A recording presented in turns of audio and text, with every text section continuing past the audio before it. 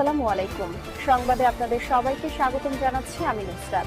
শুরুতেই সংবাদ শিরোনাম। জাতীয় নাগরিক পার্টির এনসিপি দক্ষিণ অঞ্চলের মুখ্য সংগঠক হাসনাত আবদুল্লাহ বলেছেন, ২৪ গণঅভ্যুত্থান পরবর্তী সময়ে আওয়ামী লীগ এখন বাংলাদেশে অপ্রাসঙ্গিক। আমাদের সামনে ভাবতে হবে। কিন্তু আমরা দেখেছি টকশোতে বিভিন্নভাবে যারা আওয়ামী লীগের ল্যাচফ্যান্সার ছিল, যারা আওয়ামী লীগের সুবিধাভোগী ছিল, তাদের পেট কিছু বুদ্ধিজীবী আছে যাদের ভাড়ায় খাটানো যায়। সেসব মানুষ আওয়ামী লীগের পক্ষে এতদিন বৈধতা উৎপাদন করেছে।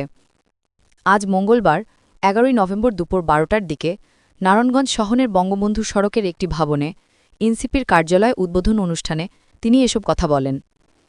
হাসনাত আবদুল্লাহ বলেন, গত দুদিনের কার্যক্রমে বুঝে যাওয়া উচিত আওয়ামী লীগ কখনোই গণমানুষের দল ছিল না। এই যে আগুন, সন্ত্রাস, জ্বালাও পড়াও, এগুলো কারা করেছিল অতীতে এবং বর্তমানে কারা করছে, এটা সুস্পষ্ট হয়ে গিয়েছে গত দুদিনের কার্যক্রমে। আওয়ামী লীগের পতন নিয়মতান্ত্রিকভাবে ব্যালটের মাধ্যমে হয়নি। আওয়ামী লীগের পতন হয়েছে একটি গণ অভ্যুত্থানের মধ্য দিয়ে। গণ অভ্যুত্থানের ম্যান্ডেট হচ্ছে জনতার ম্যান্ডেট। তিনি আরও বলেন, সংস্কারের পক্ষে শক্তিগুলো আমাদের সঙ্গে আসতে চাইলে তাদের নিয়ে জোট গঠন করা যেতে পারে। জাতীয় ঐক্যমতের প্রশ্নে আমরা সবসময় ছাড় দিয়ে আসছি। সংস্কারের পক্ষে যে রাজনৈতিক দলগুলো আসতে চায়, নির্বাচনে আমরা তাদের স্বাগত জানাই। নির্বাচনকে ঘিরে আমাদের পূর্ণাঙ্গ প্রার্থী প্রাথমিক ধাপে নভেম্বরের প্রথম ৩ সপ্তাহের মধ্যে ঘোষণা করা হবে। এ সময় আরও উপস্থিত ছিলেন এনসিপির কেন্দ্রীয় যুগ্ম সদস্য সচিব ও শৃঙ্খলা কমিটির প্রধান আবদুল্লাহ আল আমিন, কেন্দ্রীয় সংগঠক শওকত আলী, কেন্দ্রীয় সদস্য আহমেদুর রহমান তনু, জাতীয় যুবশক্তির কেন্দ্রীয় সিনিয়র সহসভাপতি তুহিন খান প্রমুখ। ঢাকা ১১ নভেম্বর ২০২৫ বাসস। বাংলাদেশ জাতীয়তাবাদী দল বিএনপির জাতীয় স্থায়ী কমিটির বৈঠক অনুষ্ঠিত হয়েছে। এই কমিটি দলটির সর্বোচ্চ নীতি নির্ধারণী ফোরাম। গুলশানে বিএনপি চেয়ারপারসনের রাজনৈতিক কার্যালয়ে সোমবার রাতে এই বৈঠক হয়। রাত ৯টা ১০ শুরু হয়ে শেষ হয় রাত ১১টা ১৫। বিএনপির মিডিয়া সেলের সদস্য সাইরুল কাবির খান বিষয়টি নিশ্চিত করেছেন। তিনি জানান, ভার্চুয়ালি যুক্ত হয়ে বৈঠকে সভাপতিত্ব করেন দলটির ভারপ্রাপ্ত চেয়ারম্যান তারেক রহমান। এর আগে বিএনপির স্থায়ী কমিটির সদস্য ড খন্দকার মোশাররফ হোসেনও বৈঠকে বিষয়টি বাসসকে নিশ্চিত করেন।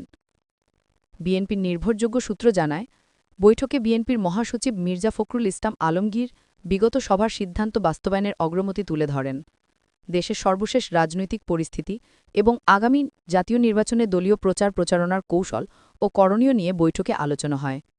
বৈঠকে উপস্থিত বিএনপির ২ জন নেতা জানান, আগামী জাতীয় নির্বাচনের শরিকদের জন্য যে আসন ফাঁকা রাখা হয়েছে তা কিভাবে বণ্টন করা হবে এবং তাদের ভোটের কৌশল কী হবে, এই বিষয়ে আলোচনা করতে শরিক দলের নেতাদের সঙ্গে ধারাবাহিক বৈঠক করবে বিএনপি।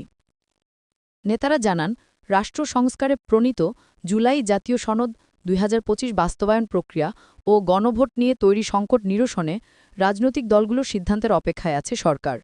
এই বিষয়ে বেঁধে দেওয়ার সময় দলগুলো সমঝোতায় পৌঁছতে না পারলে সরকার নিজের সিদ্ধান্ত জানিয়ে দেওয়ার ঘোষণা দিয়েছে। এই বিষয়েও বিস্তর আলোচনা হয়েছে বৈঠকে।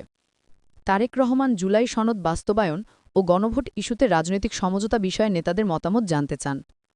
নেতারা এক এক করে নিজেদের পর্যালোচনা তুলে ধরেন। আলোচনা শেষে সিদ্ধান্ত হয়, সংবাদ সম্মেলনের মাধ্যমে এসব বিষয়ে দলের অবস্থান জনগণের সামনে বিস্তারিতভাবে তুলে ধরবে বিএনপি।